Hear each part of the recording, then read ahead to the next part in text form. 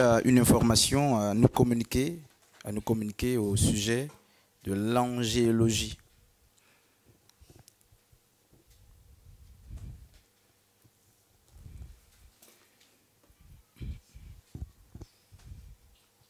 Genèse chapitre 1er, oui, pasteur Frédéric. Genèse chapitre 1er, si on peut disposer un micro. Ok, s'il y a un micro ici. Genèse chapitre 1er. Oui, pasteur Frédéric. Oui, je veux dire que pour moi, l'angéologie, c'est l'étude des anges. D'accord. Ouais, c'est l'étude des anges. Et ok. il faut dire que c'est un thème très intéressant. Merci, homme de Dieu. Genèse chapitre 1er. Alors, vous voyez que je n'ai pas assez d'instruments sur moi ici. Et c'est bien que ça commence comme ça. Genèse, chapitre 1er.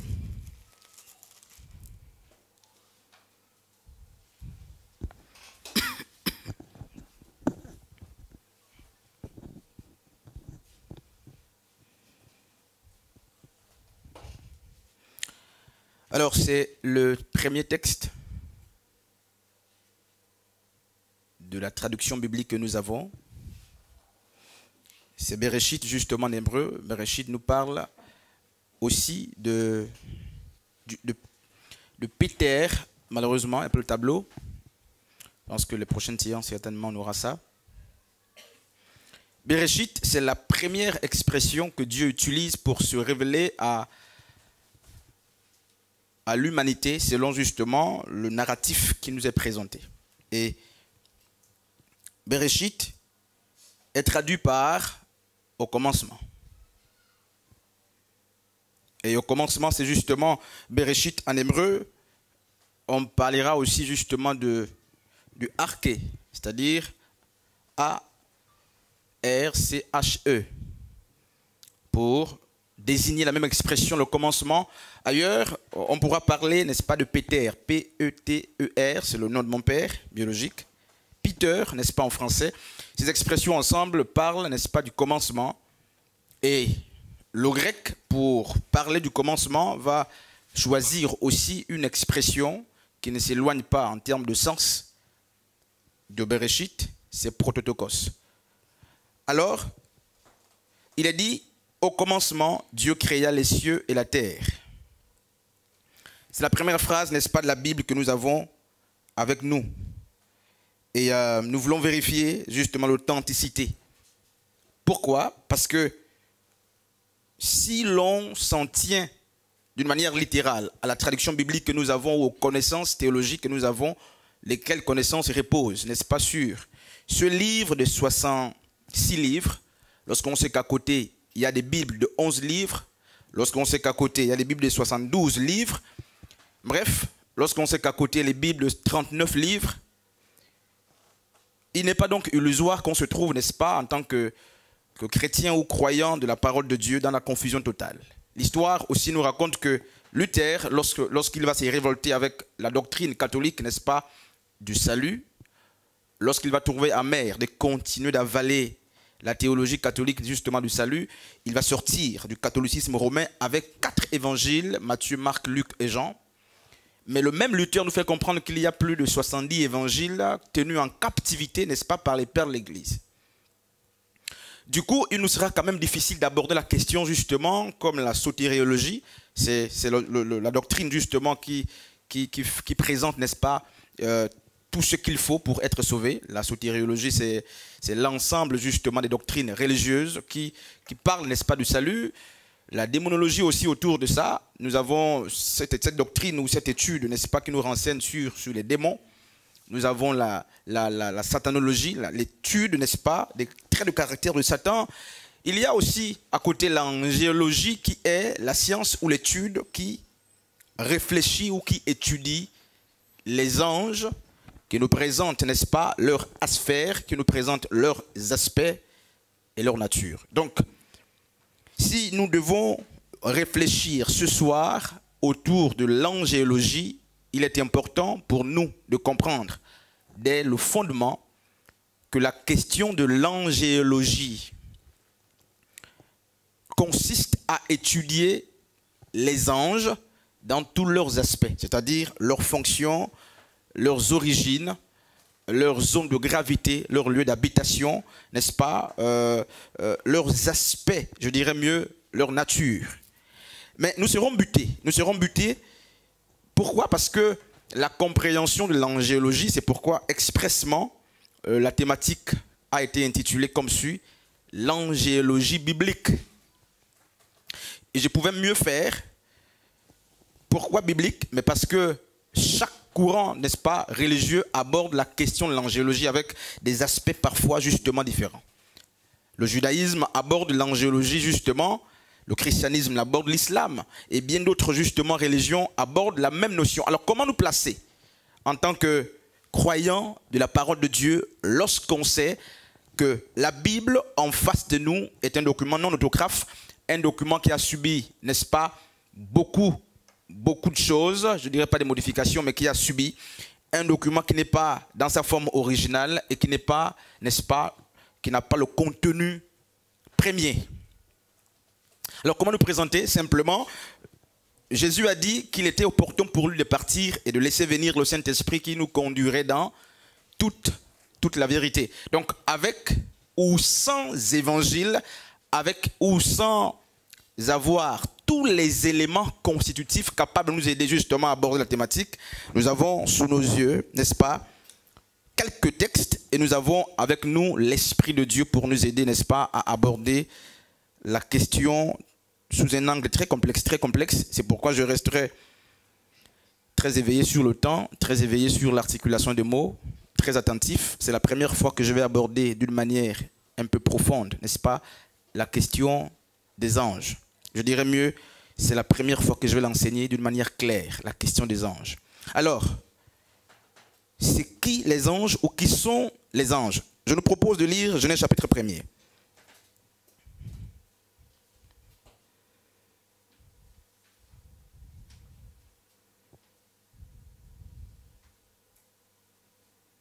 Alors, après avoir tout créé, le chapitre 1er, le verset 1, dit « Au commencement, Dieu créa le ciel et la terre. » Alors, Job 38, entre-temps, quelqu'un nous prend ce texte.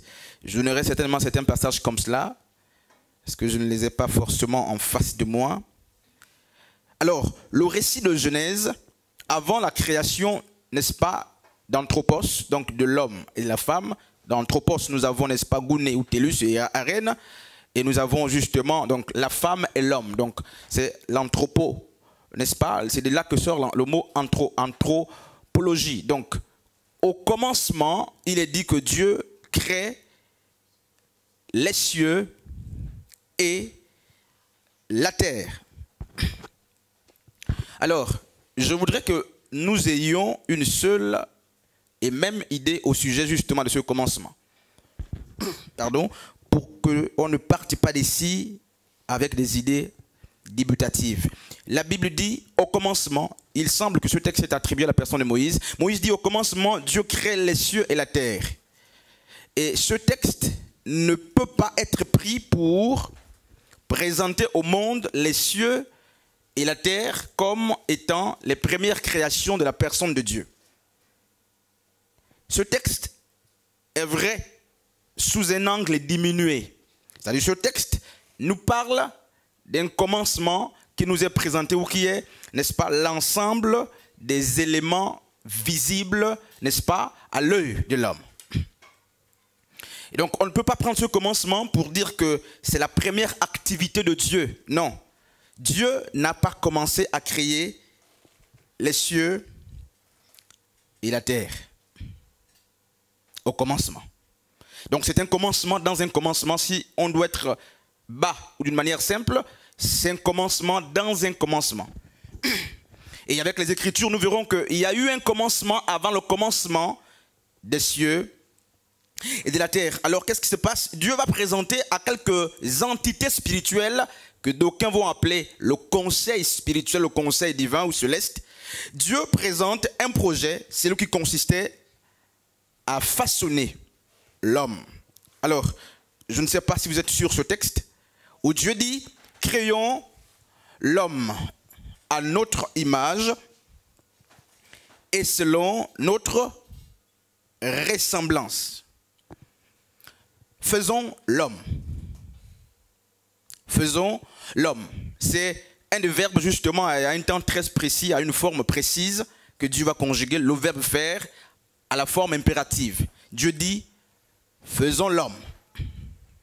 Après que les cieux et la terre sont créés, Dieu crée d'autres choses, les luminaires et tout ce qui va avec. Et le 6e jour, il pense à créer l'homme et il va parler à l'impératif. L'impératif donne des ordres, des conseils, des orientations. Ça dépend. Alors Dieu va dire, faisons l'homme. Ailleurs, il a dit, créons l'homme. Alors beaucoup de théologiens, beaucoup de courants religieux s'accordent et disent que Dieu, en disant « faisons l'homme », était en train justement de discourir avec Jésus et le Saint-Esprit. Ça, c'est ceux qui pensent que Jésus et le Saint-Esprit sont extérieurs à Dieu et que les trois font un seul Dieu. Et ils nous disent que lorsque Dieu commence à créer, il s'adresse à Jésus et à son esprit. Lorsqu'il va présenter le projet « Faisons l'homme ».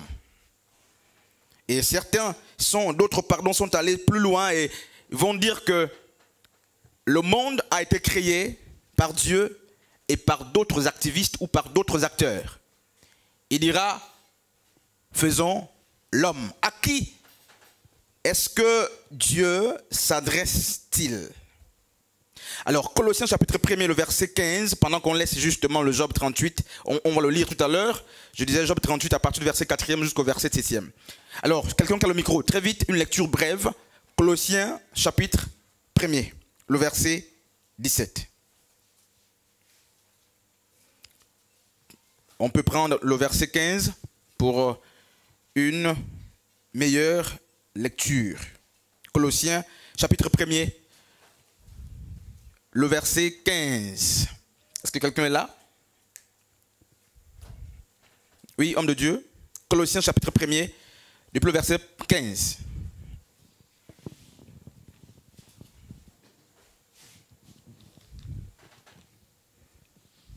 Colossiens chapitre 1er. Colossiens chapitre 1er. Depuis le verset 15. Le verset 15. Selon la version Louis II. Il est l'image du Dieu invisible. Il est l'image, le il est mis pour Yeshua. Donc Jésus est l'image du Dieu invisible. Le premier-né de toute la création. Le premier-né de toute la création. Car en lui ont été créées toutes les choses. Alors la Bible ne dit pas que Jésus a créé toutes choses, mais la Bible place, n'est-ce pas, Jésus comme étant le premier maillon de la création. On dit en lui. C'est-à-dire qu'il est l'élément premier que Dieu a dû prendre pour façonner les éléments qui ont dû suivre. Donc on dit en lui ont été créées toutes choses. Oui, pasteur Frédéric. Ont été créées toutes choses qui sont dans les cieux et sur la terre. Dans les cieux et sur la terre. Les visibles, les invisibles. Les visibles, on peut s'assurer, merci pasteur Frédéric. Donc on dit en Jésus ont été créés tout ce qui existe, que ce soit des spécificités ou des créatures, des créations divines, que ce soit des créations, n'est-ce pas, basses ou terrestres, que ce soit des choses ou des créations visibles, que ce soit des créations invisibles. La Bible dit, en lui ont été créées, n'est-ce pas, toutes choses. Alors, voici une question qui se pose. Nous savons quand et où, pardon, je dirais mieux, quand est-ce que Dieu a créé les oiseaux, les luminaires, l'homme, la femme? Alors, les Écritures ne nous présentent pas d'une manière spécifique quand Dieu a créé, n'est-ce pas, les anges. Même si les Écritures nous renseignent sur leur fonction, leur mission, leur entité, leur aspect, leur nature, leur position, mais la Bible ne nous dit pas quand est-ce que les anges ont été créés. Je dirais mieux, les anges de Dieu n'ont pas été créés dans le temps, n'est-ce pas, mesurable. Parce que lorsque le temps mesurable est présenté aux hommes, c'est la terre et les cieux qui sont les premières activités. Alors, il paraît clairement que les anges ont été créés à l'extérieur du temps, n'est-ce pas, mesurable, ou à l'extérieur justement du temps des hommes. Et je voudrais justement poser ces fondements pour qu'on comprenne pour la suite. Mais la Bible nous dit dans Colossiens chapitre 1er que Jésus est l'image du Dieu invisible. Le même Colossiens, quand vous allez plus loin, 17 jusqu'à 20, nous dit qu'il est le Peter, donc le Péter, il est le Bereshit, il est le Arché. Je dirais mieux, il est le prototokos de Dieu, c'est-à-dire la première activité, n'est-ce pas, de Dieu. C'est comme la Bible dit justement que Ruben est le premier enfant de Jacob. Ça veut dire que Jésus se présente comme étant justement l'élément fondamental de la création. Je voudrais qu'on reste vraiment assis et calme. Alors si Jésus se présente comme étant le premier-né, c'est-à-dire le commencement de Dieu, la première création de Dieu, même si beaucoup n'acceptent pas que Jésus a été créé, mais la Bible dit qu'il est le commencement, n'est-ce pas, de la création de Dieu. Il y a beaucoup de textes, on ne va pas les lire aujourd'hui, c'est juste poser les fondements. Alors, quand est-ce que les anges ont été créés? Avant? Après? Ou pendant que Jésus est créé? Jésus lui-même est-il un ange? Qui sont finalement les anges? Est-ce que ce sont des esprits? Est-ce que ce sont des humains? Des entités hors pair, extraordinaires? Ben, je ne sais pas. Jusqu'ici, je nous parle de la première activité de Dieu qui consistait à enfanter, n'est-ce pas, son premier-né, c'est-à-dire la force, le résultat, la vigueur de Dieu, c'est Jésus. Si l'on doit parler simple, c'est le Fils ou l'activité, je dirais, la création est née de Dieu, c'est Jésus. Est-il un ange? Je ne sais pas, on verra justement avec la déclinaison de la thématique. Qui est-il ce Jésus qu'on présente comme étant le arché ou le prototokos de Dieu? Alors, on va vite lire un texte, puisqu'aujourd'hui c'est poser les fondements. Job, je donne un texte, Job 38, le verset. Ok.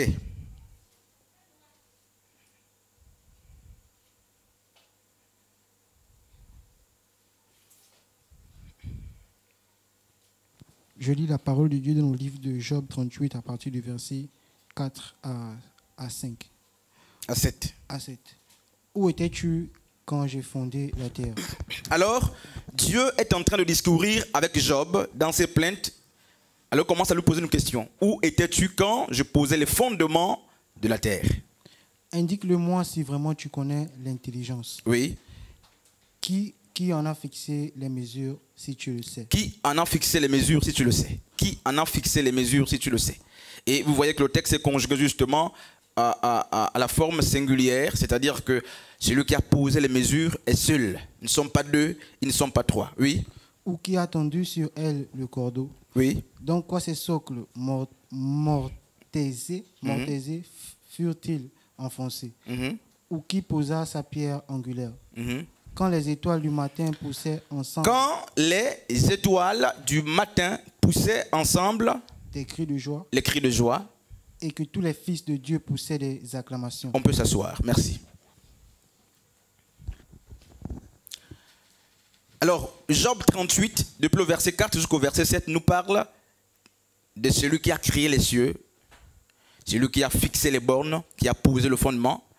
Alors, il y a une chose très importante. Il nous dit que pendant la création, qui est singulière, qui appartient à la personne de Dieu, il y a, ailleurs on dit les oiseaux du ciel. Alors, la traduction justement du frère Teddy dit les étoiles et les fils de Dieu. Il dit les étoiles et les fils de Dieu poussaient des chants d'allégresse lorsque Dieu posait justement les fondements de la terre, lorsqu'il fixait les bornes de la terre. Alors l'expression fils de Dieu, malheureusement, pas les tableaux, l'expression, n'est-ce pas, les étoiles du matin, mais illustre, n'est-ce pas, les anges. C'est pourquoi l'Apocalypse nous fait comprendre qu'en prenant la théologie selon laquelle Satan est descendu, n'est-ce pas, le dragon est descendu avec un tiers des étoiles, la Bible nous fait comprendre que ces étoiles sont traduites comme étant, n'est-ce pas, les anges. Donc il est clairement dit ici par Job 38, 4 à 7, que les anges étaient créés avant la création du ciel et de la terre. Pourquoi ils étaient justement des créateurs passifs, c'est-à-dire qu'ils ont assisté Dieu lorsque ce dernier était en train de créer. Les anges assistaient Dieu. Ils chantaient. Ils ne créaient pas, comme dit, n'est-ce pas, une certaine philosophie, une certaine théologie, mais les anges assistaient la personne de Dieu dans la création.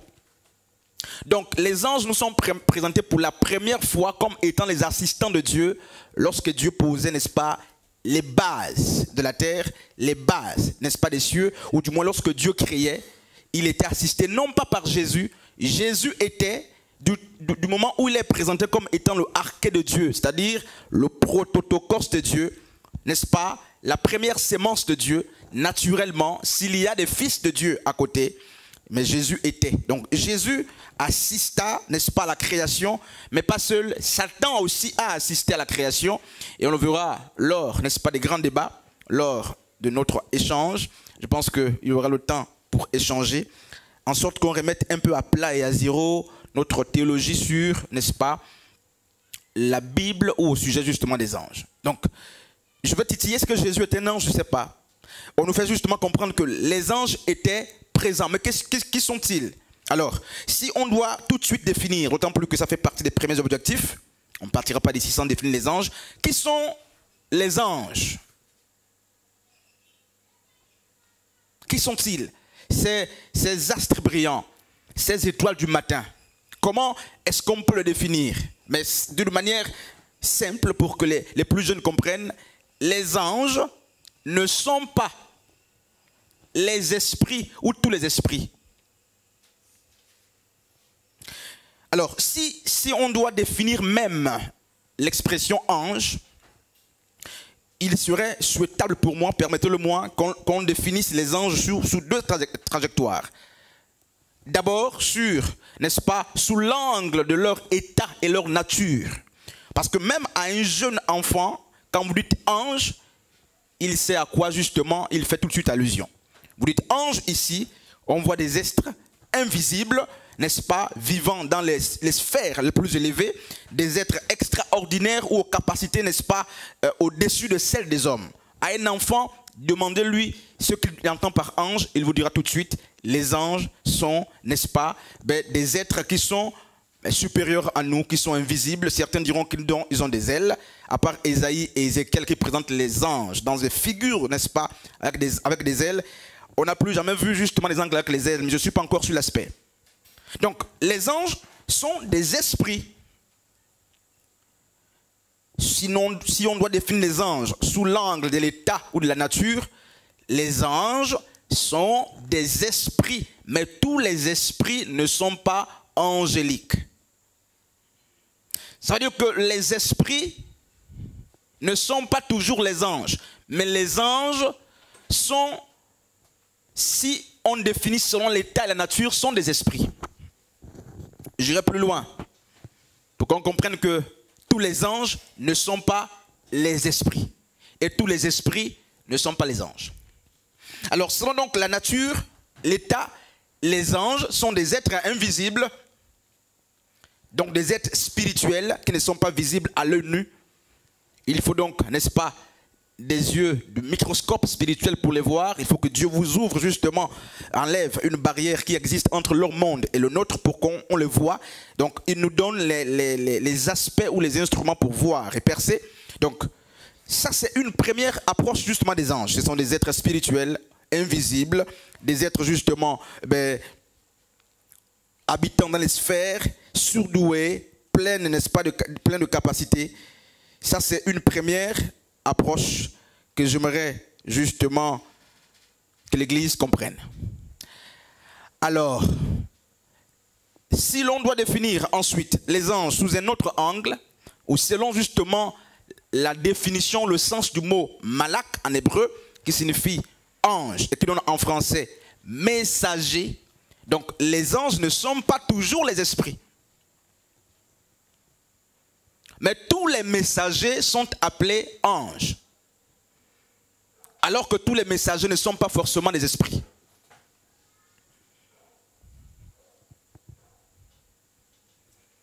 Le mot ange signifie malak en hébreu. Malak donne, justement, c'est ce qu'a donné angelus, angelos en grec, angelus en latin, en grec, angelos, qui donne envoyé. Donc, un ange, si on doit faire la combinaison des deux définitions, la définition selon le sens étymologique et la définition selon l'état de la nature, les anges, ce sont des êtres envoyés. Donc, des êtres en mission, des êtres recommandés. Pourquoi? Regardez Dieu. Dieu, sur son trône, a deux ceintures. Et vous connaissez ces choses. La première ceinture, frère Elric, c'est laquelle? Il y a deux ceintures, j'en ai dit trois, mais je dirais celles qui sont plus spécifiques. Alors, Dieu, sur son trône, a deux ceintures. Alors, la première, c'est les quatre êtres vivants, la première ceinture de Dieu. Après Dieu, il y a les êtres vivants. Au-delà du fait que Yeshua règne avec lui, je n'ai pas de ceinture. Après Dieu, la première ceinture, ce sont, n'est-ce pas, les quatre êtres vivants. On verra aussi ce thème d'une manière spécifique. Alors, la deuxième ceinture, frère Elric, frère Freddy, quelqu'un, c'est les 24 vieillards. Dieu, les quatre êtres vivants, les 24 vieillards, avant, n'est-ce pas, d'exploser. On arrive chez d'autres anges et jusqu'à nous. Voici les ceintures de Dieu.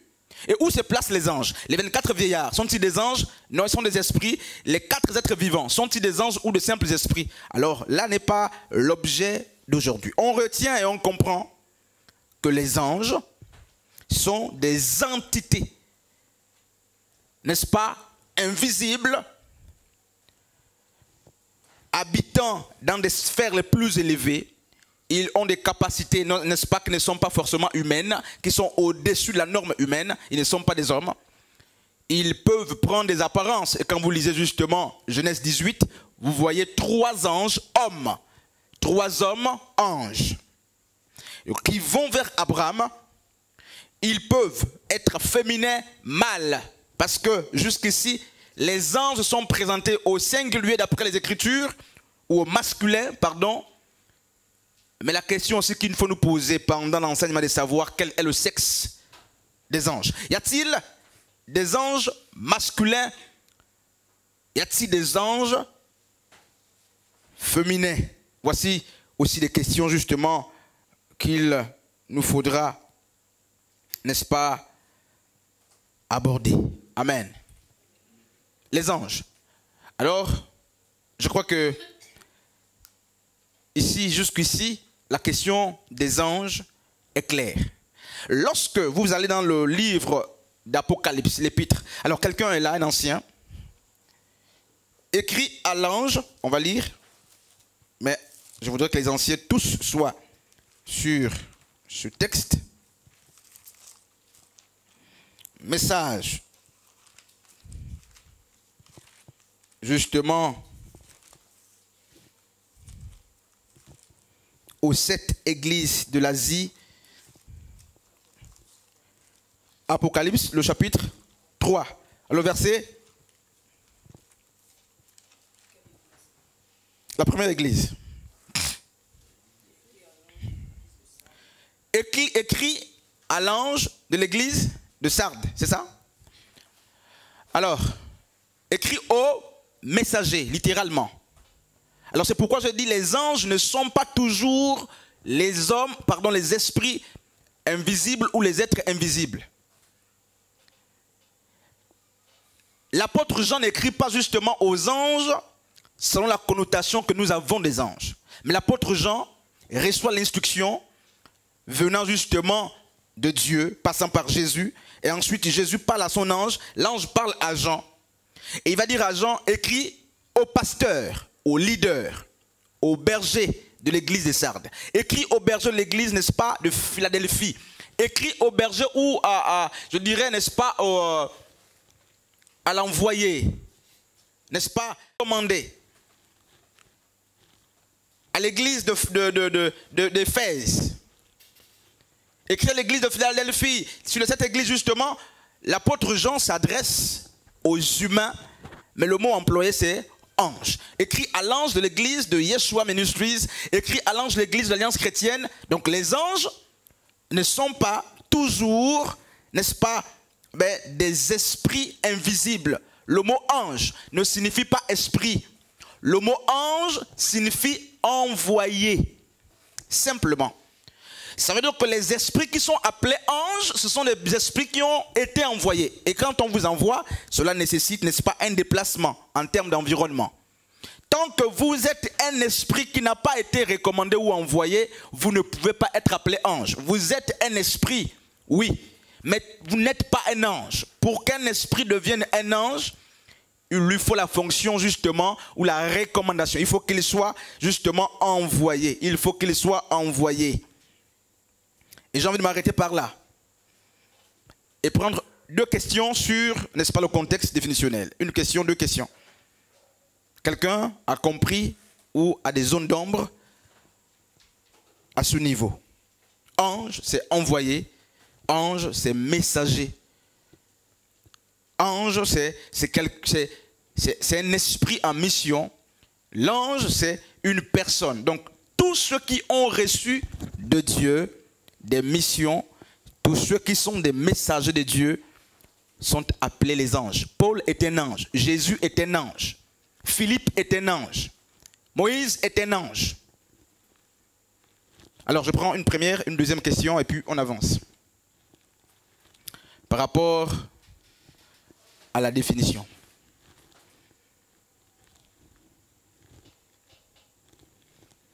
Frère Freddy, Pasteur Frédéric, ancienne Astrid, ancienne Anne. Merci. Donc je crois que Dieu nous fait grâce de poser les choses minutieusement et tout le monde comprend. Psaume 45, le verset 7. Je vais terminer pour aujourd'hui avec ce texte. Si Dieu le veut. Le psaume 45, 7 dit, dans la version Louis II, je lirai aussi dans la version justement Martin et dans la version Darby. Donc je lirai trois versions pour rendre fluide, n'est-ce pas, ce texte. Alors, la première version, Louis II, le psaume 45, 7. Tu aimes la justice et tu hais la méchanceté. C'est pourquoi, ô Dieu, ton Dieu t'a oint d'une huile de joie par privilège sur tes collègues. La Martin, donc la version Martin, le psaume 45, le verset 7. Tu aimes la justice et tu hais la méchanceté. C'est pourquoi, ô Dieu, ton Dieu t'a oint d'une huile de joie par-dessus tes collègues.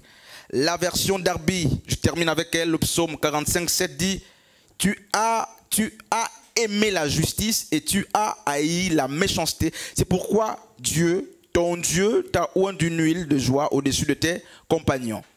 Notre version dira au-dessus de tes semblables. Alors, qui sont les semblables de Yeshua avant d'être oint? La Bible nous apprend justement par ce psaume messianique que Jésus n'était pas l'homme supérieur, hormis Colossiens chapitre 1er. 1 jusqu'à 20, qui le présente comme étant supérieur dans la dimension filiale. C'est-à-dire, en tant que premier-né, Jésus était supérieur. Donc, en tant que commencement, il est l'aîné, il est le arché de Dieu comme, n'est-ce pas, Ruben est le arché de Jacob. Donc, les prémices de Dieu, ou les prémices de Jacob.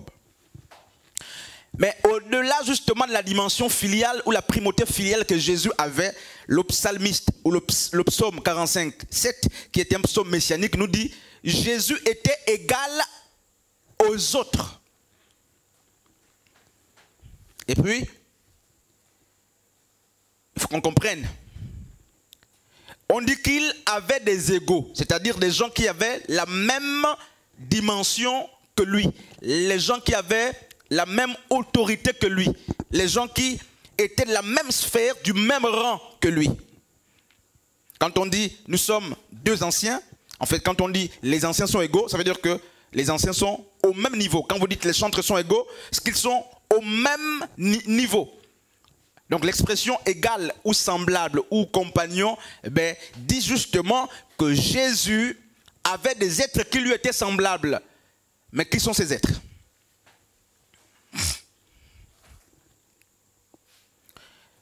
Qui sont les êtres qui étaient au-dessus, qui étaient égaux avec la personne de Jésus? Cette théologie, les gens n'aiment pas l'accepter. Et je n'ai pas envie de me prononcer sur ça, mais je vais me prononcer clairement. Et Hébreu nous dit, en venant dans le monde, parce que jusqu'ici, alors je vais poser cette question pour voir si quelqu'un suit, la sœur Olivia, qu'est-ce qui fait que Jésus se démarque de ceux qui étaient égaux à lui? Ce n'est pas la primauté filiale. Qu'est-ce qui fait que Jésus soit, ou devienne, je préfère dire, il est devenu. Il n'est pas né supérieur aux autres. Mis à part la primauté filiale, Jésus est devenu supérieur aux autres.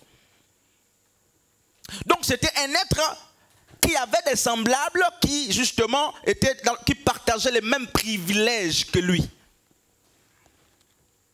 Alors, j'ai posé la question à la sœur Olivia. Quel est l'élément fondamental qui vient expliquer la démarcation de Jésus vis-à-vis de ses semblables? L'onction.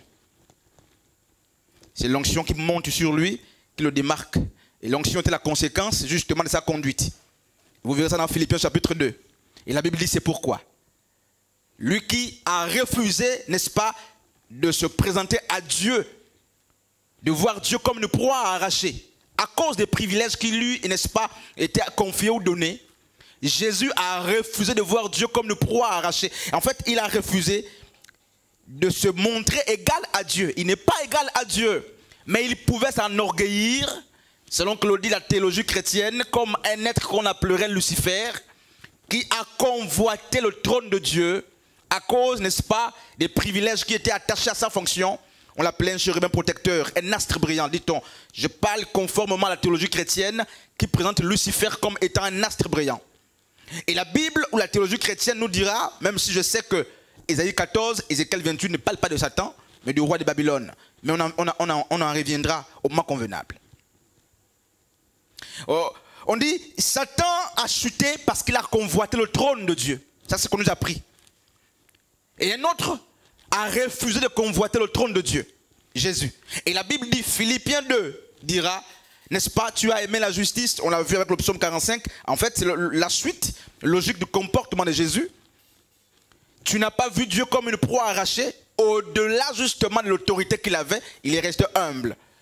Jusqu'à la mort, il est resté obéissant, jusqu'à la mort de la croix. Et la Bible dit la conséquence, c'est pourquoi Dieu l'a souverainement élevé et lui a donné le nom au-dessus de tout nom, afin qu'au nom de Jésus, tout genou fléchisse. Mais Hébreu nous dit qu'il avait été rendu pour un temps inférieur aux anges. Alors, on comprend que les semblables de Jésus étaient des esprits angéliques, parmi lesquels pouvaient apparaître les Satanaël, ou Satan, ou Azazel. Et l'onction va amener Jésus à se démarquer de ceux de sa génération. Frères et sœurs, nous parlons de l'angéologie. Et nous avons un mois au minimum pour en parler. On ne peut pas courir. Nous avons un mois pour en parler. Et je me réjouis de ce que le maximum soit là pour que les fondements soient posés. On verra d'où vient la théologie ou la philosophie selon laquelle il faut invoquer les anges. Est-ce que chacun de nous a véritablement un ange gardien? Est-ce que chacun de nous peut appeler un ange, n'est-ce pas, en manifestation? Est-ce que les anges sont à notre service? Est-ce que les anges ont créé? Est-ce que les anges pêchent? Est-ce que les anges seront jugés? Est-ce que les anges sont parfaits? Autant de questions justement qui sclérosent notre intelligence. Ces questions seront abordées au moment convenable. Je m'arrête ici. Dieu bénisse sa parole. Je vais prendre quelques questions. Est-ce qu'on peut acclamer la parole du Seigneur? Merci. Voilà. Je vais prendre Une information à nous communiquer au sujet de l'angéologie.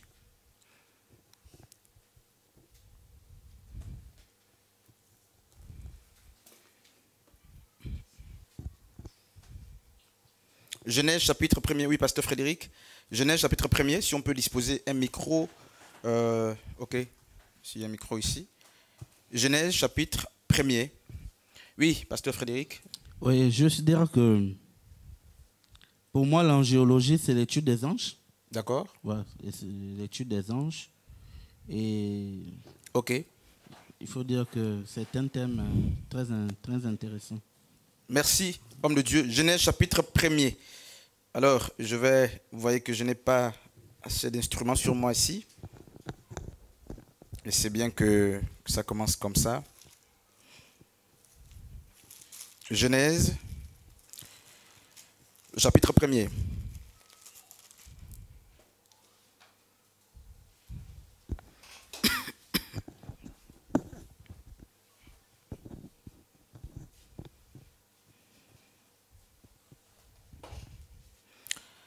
Alors, c'est le premier texte de la traduction biblique que nous avons. C'est Bereshit, justement en hébreu. Bereshit nous parle aussi de Péter, malheureusement, un peu le tableau. Je pense que les prochaines séances, certainement, on aura ça. Bereshit, c'est la première expression que Dieu utilise pour se révéler à l'humanité, selon justement le narratif qui nous est présenté. Et Bereshit est traduit par au commencement. Et au commencement, c'est justement Bereshit en hébreu. On parlera aussi justement du arché, c'est-à-dire A-R-C-H-E, pour désigner la même expression, le commencement. Ailleurs, on pourra parler, n'est-ce pas, de Péter, P-E-T-E-R, c'est le nom de mon père biologique. Peter, n'est-ce pas, en français. Ces expressions ensemble parlent, n'est-ce pas, du commencement. Et le grec, pour parler du commencement, va choisir aussi une expression qui ne s'éloigne pas en termes de sens de Bereshit, c'est prototokos. Alors, il est dit, au commencement, Dieu créa les cieux et la terre. C'est la première phrase, n'est-ce pas, de la Bible que nous avons avec nous. Et nous voulons vérifier justement l'authenticité. Pourquoi? Parce que si l'on s'en tient d'une manière littérale à la traduction biblique que nous avons, aux connaissances théologiques que nous avons, lesquelles connaissances reposent, n'est-ce pas, sur ce livre de 66 livres, lorsqu'on sait qu'à côté, il y a des Bibles de 11 livres, lorsqu'on sait qu'à côté, il y a des Bibles de 72 livres, bref, lorsqu'on sait qu'à côté, les Bibles de 39 livres, il n'est pas donc illusoire qu'on se trouve, n'est-ce pas, en tant que chrétien ou croyant de la parole de Dieu, dans la confusion totale. L'histoire aussi nous raconte que Luther, lorsqu'il va se révolter avec la doctrine catholique, n'est-ce pas, du salut, lorsqu'il va trouver amer de continuer d'avaler la théologie catholique justement du salut, il va sortir du catholicisme romain avec 4 évangiles, Matthieu, Marc, Luc et Jean. Mais le même Luther nous fait comprendre qu'il y a plus de 70 évangiles tenus en captivité, n'est-ce pas, par les pères de l'Église. Du coup, il nous sera quand même difficile d'aborder la question justement comme la sotériologie. C'est la doctrine justement qui présente, n'est-ce pas, tout ce qu'il faut pour être sauvé. La sotériologie, c'est l'ensemble justement des doctrines religieuses qui parlent, n'est-ce pas, du salut. La démonologie aussi autour de ça. Nous avons cette doctrine ou cette étude, n'est-ce pas, qui nous renseigne sur les démons. Nous avons la satanologie, l'étude, n'est-ce pas, des traits de caractère de Satan. Il y a aussi à côté l'angéologie qui est la science ou l'étude qui réfléchit ou qui étudie les anges, qui nous présentent, n'est-ce pas, leur sphère, qui nous présentent leurs aspects et leur nature. Donc, si nous devons réfléchir ce soir autour de l'angéologie, il est important pour nous de comprendre dès le fondement que la question de l'angéologie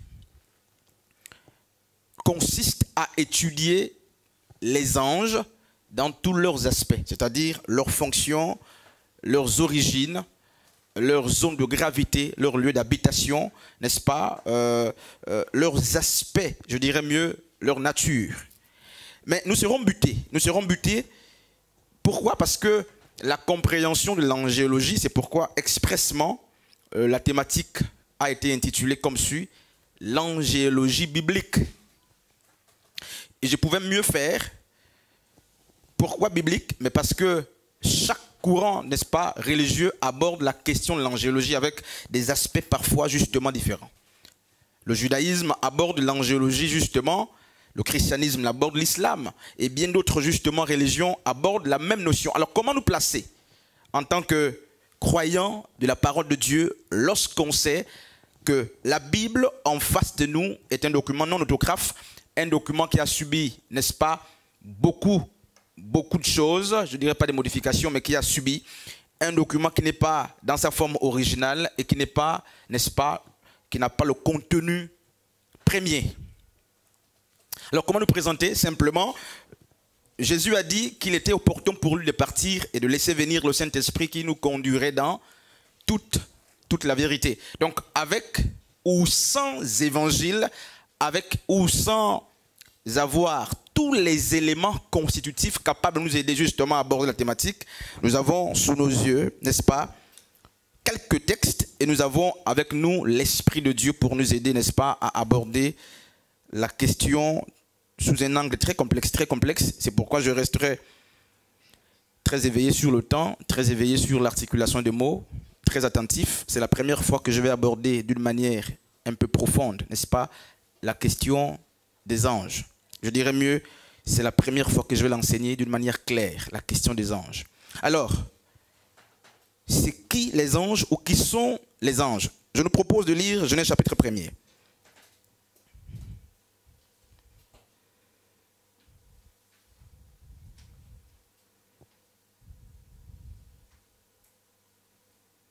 Alors, après avoir tout créé, le chapitre 1er, le verset 1, dit « Au commencement, Dieu créa le ciel et la terre. » Alors, Job 38, entre-temps, quelqu'un nous prend ce texte. Je donnerai certainement certains passages comme cela, parce que je ne les ai pas forcément en face de moi.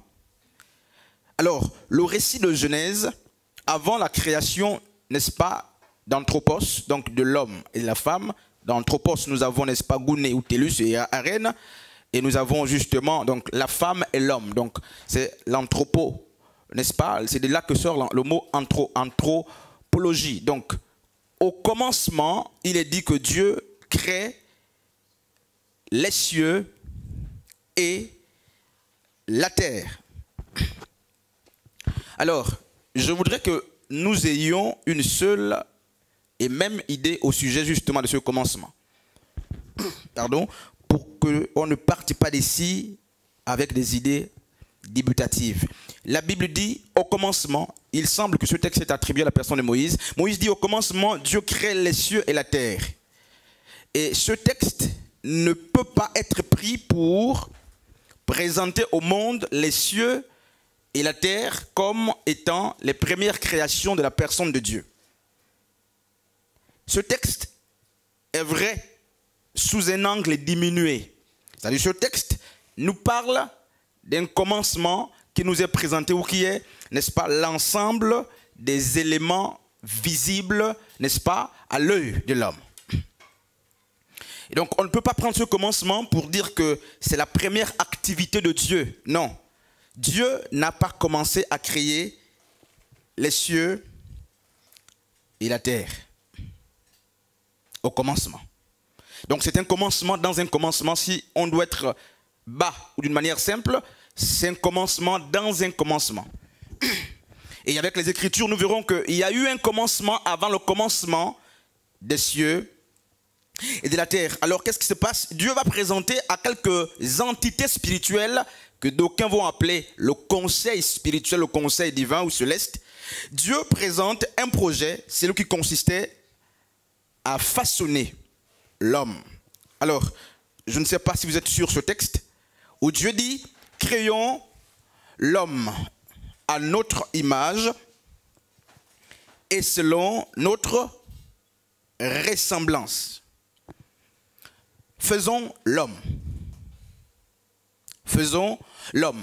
C'est un des verbes justement à un temps très précis, à une forme précise que Dieu va conjuguer. Le verbe faire à la forme impérative. Dieu dit, faisons l'homme. Après que les cieux et la terre sont créés, Dieu crée d'autres choses, les luminaires et tout ce qui va avec. Et le 6e jour, il pense à créer l'homme et il va parler à l'impératif. L'impératif donne des ordres, des conseils, des orientations. Ça dépend. Alors Dieu va dire, faisons l'homme. Ailleurs, il a dit, créons l'homme. Alors beaucoup de théologiens, beaucoup de courants religieux s'accordent et disent que Dieu, en disant « faisons l'homme », était en train justement de discourir avec Jésus et le Saint-Esprit. Ça, c'est ceux qui pensent que Jésus et le Saint-Esprit sont extérieurs à Dieu et que les trois font un seul Dieu. Et ils nous disent que lorsque Dieu commence à créer, il s'adresse à Jésus et à son esprit. Lorsqu'il va présenter le projet « Faisons l'homme ». Et certains, d'autres sont allés plus loin et vont dire que le monde a été créé par Dieu et par d'autres activistes ou par d'autres acteurs. Il dira « Faisons l'homme ». À qui est-ce que Dieu s'adresse-t-il? Alors, Colossiens chapitre 1er, le verset 15, pendant qu'on laisse justement le Job 38, on va le lire tout à l'heure. Je disais Job 38 à partir du verset 4e jusqu'au verset 7e. Alors, quelqu'un qui a le micro, très vite, une lecture brève. Colossiens chapitre 1er, le verset 17. On peut prendre le verset 15 pour une meilleure lecture. Colossiens chapitre 1er, le verset 15. Est-ce que quelqu'un est là? Oui, homme de Dieu. Colossiens chapitre 1er, depuis le verset 15.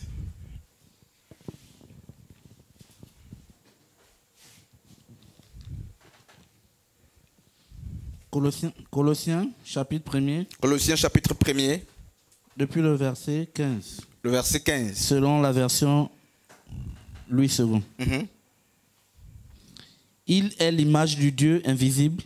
Il est l'image, le il est mis pour Yeshua. Donc Jésus est l'image du Dieu invisible. Le premier-né de toute la création. Le premier-né de toute la création. Car en lui ont été créées toutes les choses. Alors la Bible ne dit pas que Jésus a créé toutes choses, mais la Bible place, n'est-ce pas, Jésus comme étant le premier maillon de la création. On dit en lui. C'est-à-dire qu'il est l'élément premier que Dieu a dû prendre pour façonner les éléments qui ont dû suivre. Donc on dit en lui ont été créées toutes choses. Oui, pasteur Frédéric. Ont été créées toutes choses qui sont dans les cieux et qui sur la terre. Dans les cieux et sur la terre. Les visibles, les invisibles. Les visibles, on peut s'asseoir, merci pasteur Frédéric. Donc on dit en Jésus ont été créés tout ce qui existe, que ce soit des spécificités ou des créatures, des créations divines, que ce soit des créations, n'est-ce pas, basses ou terrestres, que ce soit des choses ou des créations visibles, que ce soit des créations invisibles. La Bible dit, en lui ont été créées, n'est-ce pas, toutes choses. Alors, voici une question qui se pose. Nous savons quand et où, pardon, je dirais mieux, quand est-ce que Dieu a créé les oiseaux, les luminaires, l'homme, la femme? Alors, les Écritures ne nous présentent pas d'une manière spécifique quand Dieu a créé, n'est-ce pas, les anges. Même si les Écritures nous renseignent sur leur fonction, leur mission, leur entité, leur aspect, leur nature, leur position, mais la Bible ne nous dit pas quand est-ce que les anges ont été créés. Je dirais mieux, les anges de Dieu n'ont pas été créés dans le temps, n'est-ce pas, mesurable. Parce que lorsque le temps mesurable est présenté aux hommes, c'est la terre et les cieux qui sont les premières activités. Alors, il paraît clairement que les anges ont été créés à l'extérieur du temps, n'est-ce pas, mesurable, ou à l'extérieur justement du temps des hommes. Et je voudrais justement poser ces fondements pour qu'on comprenne pour la suite. Mais la Bible nous dit dans Colossiens chapitre 1er que Jésus est l'image du Dieu invisible. Le même Colossiens, quand vous allez plus loin, 17 jusqu'à 20, nous dit qu'il est le Peter, donc le Péter, il est le Bereshit, il est le Arché. Je dirais mieux, il est le prototokos de Dieu, c'est-à-dire la première activité, n'est-ce pas, de Dieu. C'est comme la Bible dit justement que Ruben est le premier enfant de Jacob.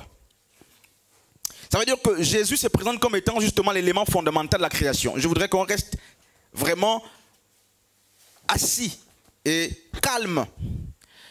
Alors si Jésus se présente comme étant le premier-né, c'est-à-dire le commencement de Dieu, la première création de Dieu, même si beaucoup n'acceptent pas que Jésus a été créé, mais la Bible dit qu'il est le commencement, n'est-ce pas, de la création de Dieu. Il y a beaucoup de textes, on ne va pas les lire aujourd'hui, c'est juste poser les fondements. Alors, quand est-ce que les anges ont été créés? Avant, après ou pendant que Jésus est créé? Jésus lui-même est-il un ange? Qui sont finalement les anges? Est-ce que ce sont des esprits? Est-ce que ce sont des humains, des entités hors pair, extraordinaires? Ben, je ne sais pas. Jusqu'ici, je nous parle de la première activité de Dieu qui consistait à enfanter, n'est-ce pas, son premier-né, c'est-à-dire la force, le résultat, la vigueur de Dieu, c'est Jésus. Si l'on doit parler simple, c'est le Fils ou l'activité, je dirais, la création est née de Dieu, c'est Jésus. Est-il un ange? Je ne sais pas, on verra justement avec la déclinaison de la thématique. Qui est-il ce Jésus qu'on présente comme étant le Arché ou le prototokos de Dieu? Alors, on va vite lire un texte, puisqu'aujourd'hui c'est poser les fondements. Job, je donne un texte, Job 38, le verset.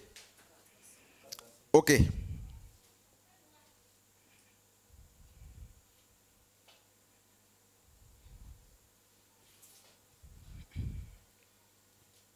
Je lis la parole de Dieu dans le livre de Job 38 à partir du verset 4 à 5. À 7. À 7. Où étais-tu quand j'ai fondé la terre? Alors, Dieu est en train de discourir avec Job dans ses plaintes.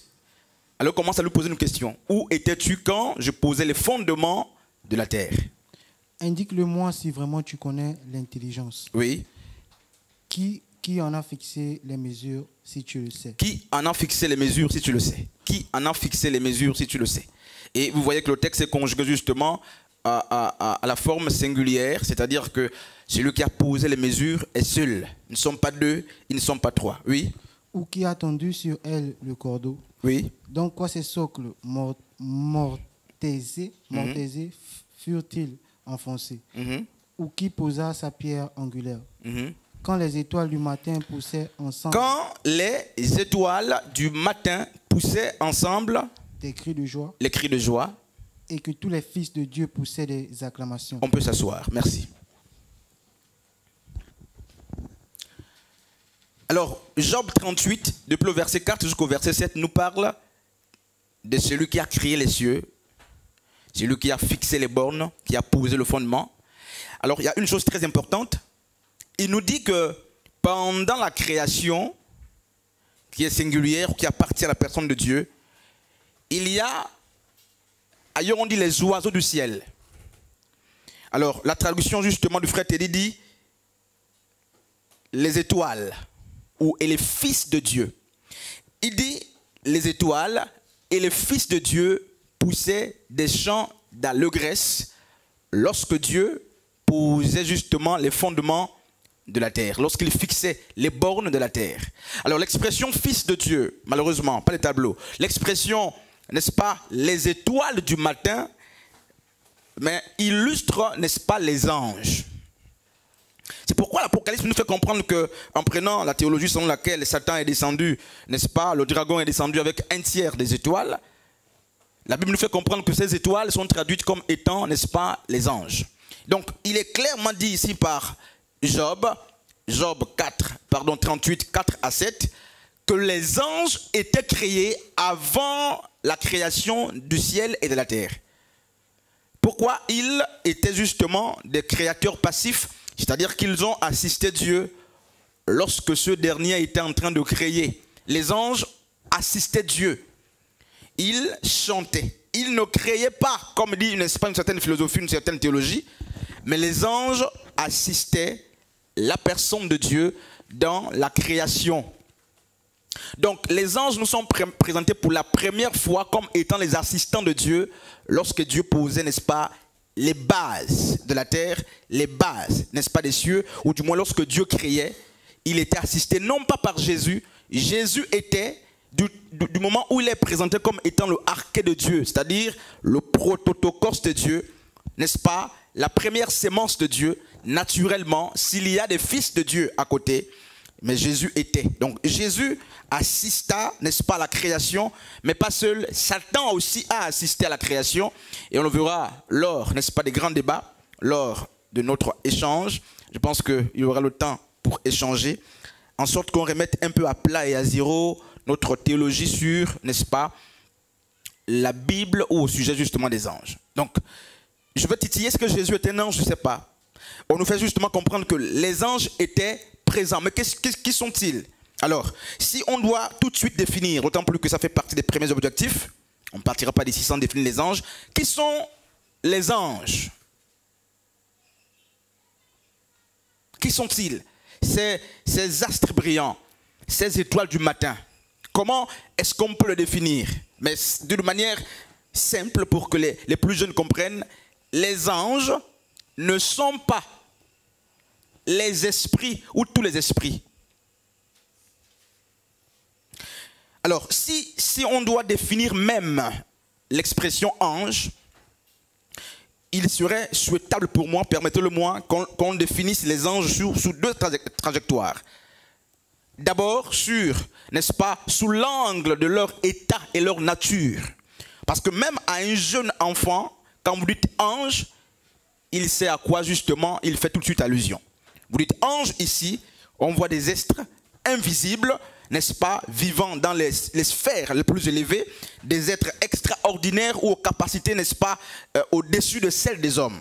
À un enfant, demandez-lui ce qu'il entend par ange, il vous dira tout de suite, les anges sont, n'est-ce pas, des êtres qui sont supérieurs à nous, qui sont invisibles. Certains diront qu'ils ont des ailes, à part Ésaïe et Ézéchiel qui présentent les anges dans des figures, n'est-ce pas, avec des ailes.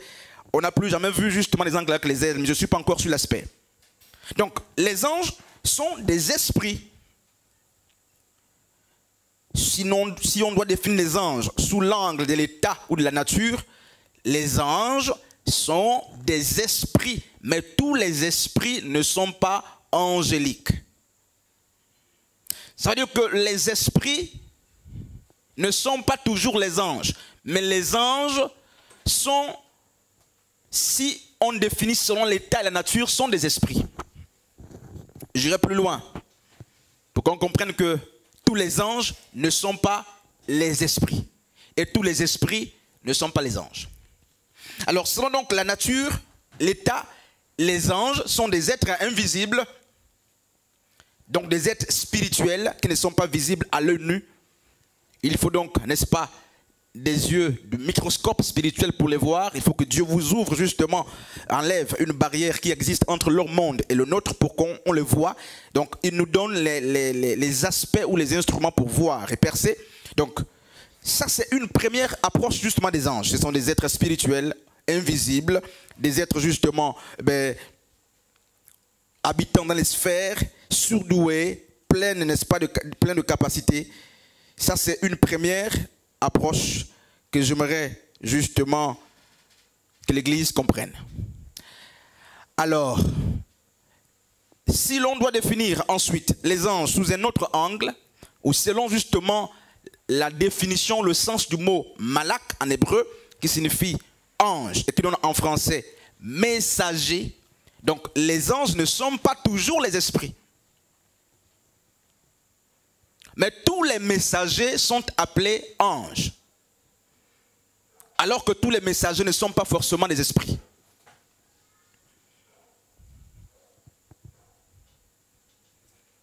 Le mot ange signifie malak en hébreu. Malak donne, justement, c'est ce qu'a donné angelus, angelos en grec, angelus en latin, en grec, angelos, qui donne envoyé. Donc, un ange, si on doit faire la combinaison des deux définitions, la définition selon le sens étymologique et la définition selon l'état de la nature, les anges, ce sont des êtres envoyés. Donc, des êtres en mission, des êtres recommandés. Pourquoi? Regardez Dieu. Dieu, sur son trône, a deux ceintures. Et vous connaissez ces choses. La première ceinture, frère Elric, c'est laquelle? Il y a deux ceintures, j'en ai dit trois, mais je dirais celles qui sont plus spécifiques. Alors, Dieu, sur son trône, a deux ceintures. Alors, la première, c'est les quatre êtres vivants, la première ceinture de Dieu. Après Dieu, il y a les êtres vivants. Au-delà du fait que Yeshua règne avec lui, je n'ai pas de ceinture. Après Dieu, la première ceinture, ce sont, n'est-ce pas, les quatre êtres vivants. On verra aussi ce thème d'une manière spécifique. Alors, la deuxième ceinture, frère Elric, frère Freddy, quelqu'un, c'est les 24 vieillards. Dieu, les quatre êtres vivants, les 24 vieillards, avant, n'est-ce pas, d'exploser. On arrive chez d'autres anges et jusqu'à nous. Voici les ceintures de Dieu. Et où se placent les anges? Les 24 vieillards, sont-ils des anges? Non, ils sont des esprits. Les quatre êtres vivants, sont-ils des anges ou de simples esprits? Alors, là n'est pas l'objet d'aujourd'hui. On retient et on comprend que les anges sont des entités, n'est-ce pas, invisibles, habitant dans des sphères les plus élevées. Ils ont des capacités, n'est-ce pas, qui ne sont pas forcément humaines, qui sont au-dessus de la norme humaine. Ils ne sont pas des hommes. Ils peuvent prendre des apparences. Et quand vous lisez justement Genèse 18, vous voyez 3 anges hommes, 3 hommes anges, qui vont vers Abraham.